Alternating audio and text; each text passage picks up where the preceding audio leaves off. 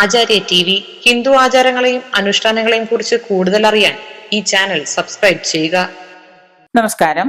നാമജപത്തിന്റെ ഫലം എന്ത്? ആളുകളെ ലിഖിത നാമജപവും നാമജപത്തിന്റെ പ്രത്യേകതകളും നമ്മൾ പല വീഡിയോസിലും ചെയ്തതാണ്.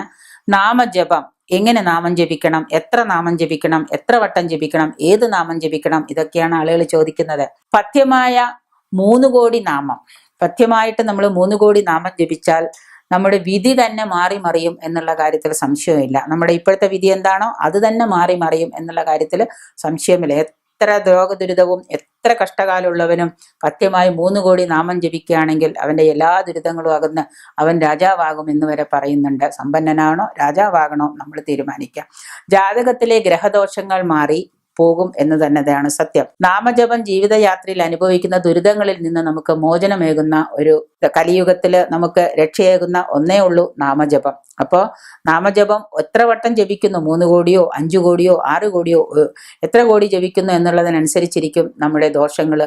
സൽക്കർമ്മ പുണ്യങ്ങൾ ചെയ്യാനായിട്ട് സാധിക്കാത്തവർക്ക് കലിയുഗത്തില് നാമജപം കൊണ്ട് മാത്രം വിഷ്ണു സ്തോത്രങ്ങളോ മറ്റു നാമങ്ങളോ ദേവീ കീർത്തനങ്ങളോ ഒക്കെ ജപിക്കുന്നത് കൊണ്ട് സൽക്കർമ്മങ്ങളും സൽപുണ്യങ്ങളും ഉണ്ടാകുമെന്നാണ് പറയപ്പെടുന്നത്. അപ്പൊ അതുകൊണ്ട് സൽക്കർമ്മങ്ങൾ ചെയ്യാൻ സാധിക്കാത്തവര് വീട്ടിലിരുന്ന് നാമജപം 3 കോടി പഥ്യമായ നാമജപം ജപിക്കാം. മനുഷ്യർക്ക് ശാന്തി നൽകുന്ന ഒരു ഇന്നത്തെ ജീവിതത്തിലെ ആധുനിക യുഗത്തിലെ ജീവിതത്തിലെ ദുരിതങ്ങളോടുകൂടി മല്ലടിക്കുമ്പോൾ നമുക്ക് കവചമായി നൽകുന്ന ഒരു പ്രത്യേക തര നാമങ്ങൾ തന്നെയാണ് നമുക്കുള്ളത്. അതായത് കവചമായിട്ട് നമ്മളെ പ്രൊട്ടക്ട് ചെയ്ത് നിൽക്കുന്നത് നാമജപം തന്നെയാണ്.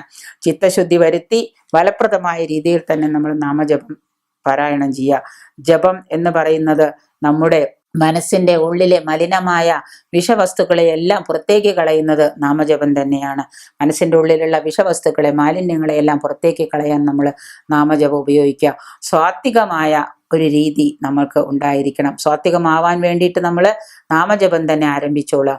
ഈശ്വരനാമം അറിഞ്ഞോ അറിയാതെയോ ബോധമോ അല്ലാതെയോ ശരിയായോ തെറ്റായോ എങ്ങനെ ജപിച്ചാലും, എന്തായിട്ട് വാക്കുകളുടെ അർത്ഥം അറിയാതെ ആണെങ്കിൽ പോലും നാമം നമ്മൾ ജപിച്ചു കഴിഞ്ഞാൽ അതിൻ്റെ അർത്ഥമൊന്നും എനിക്ക് അറിയില്ല എന്നുള്ളത് കൊണ്ട് അത് ഫലപ്രാപ്തി ഉണ്ടാവില്ല എന്നുള്ളതൊന്നും പേടിക്കേണ്ട.